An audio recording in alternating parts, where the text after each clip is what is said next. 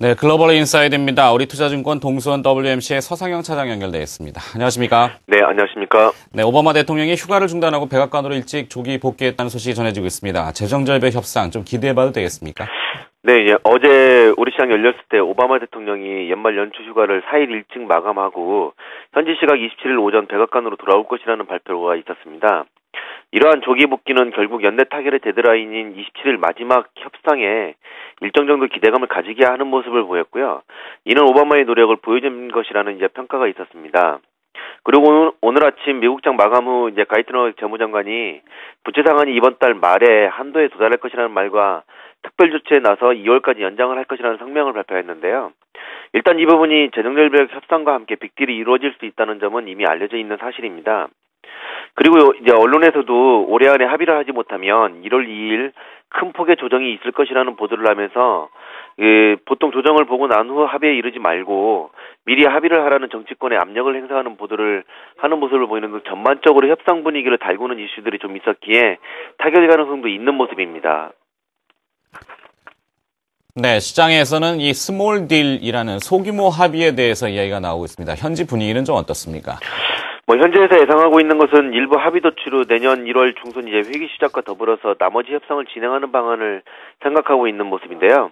일단 이러한 부분은 정치권 등 모든 이들이 알고 있어 27일 합의 가능한 부분을 중점적으로 논의할 것이라는 전망이 주를 이루고 있습니다. 갤럽에서 실시한 여론조사를 보면 협상 가능성이 이제 57%에서 50%로 감소했다는 부분들 때문에 시장에서도 반신반의하고 있는 상황인데요. 또한 오바마의 노력에 대한 찬성도 높아졌고 민주당의 협상 방안에 대해서도 찬성도 높아진 점을 이제 살펴보면 공화당은 그 협상에 대한 신뢰가 감소하고 있어서 이번 재정 절벽의 협상에 대해서는 공화당은 좀 부담스러운 모습을 보고 있고요.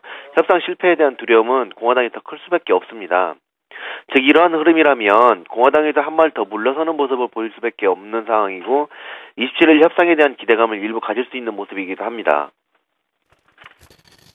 네, 우리 시장은 오늘과 내일, 오늘은 거의 이제 장마감까지 1시간여 남겨놓고 있고요. 내일도 이제 마감인데 미국은 31일까지 재정절벽에 대한 협상 시한이 있습니다만 우리 증시는 내일로 마감해야 되니까 시장 대응은 어떻게 해야 되는 것이 좋겠습니까?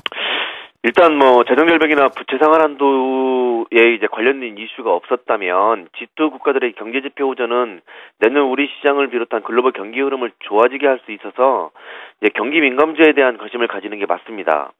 하지만 만에 하나 재정절벽 협상이 내일 오전인데 미국 시장 27일 마감까지 합의를 하지 못하면 시장의 변동성은 커질 수밖에 없기 때문에 보수적인 모습이 지금 현재 당장은 맞습니다. 즉 단기 매매를 하시거나 시장에서 한번 물러서서 재정절벽 협상의 진행을 보고 난 후 시장에 대응을 하는 방향을 보여야 될 것이라는 판단입니다. 네, 잘 알겠습니다. 글로벌 인사이드 미국의 재정절벽 이야기 다시 한번 또 점검해봤습니다. 우리 투자증권 동수원 WMC의 서상영 차장이 수고해 주셨습니다. 고맙습니다. 네, 감사합니다.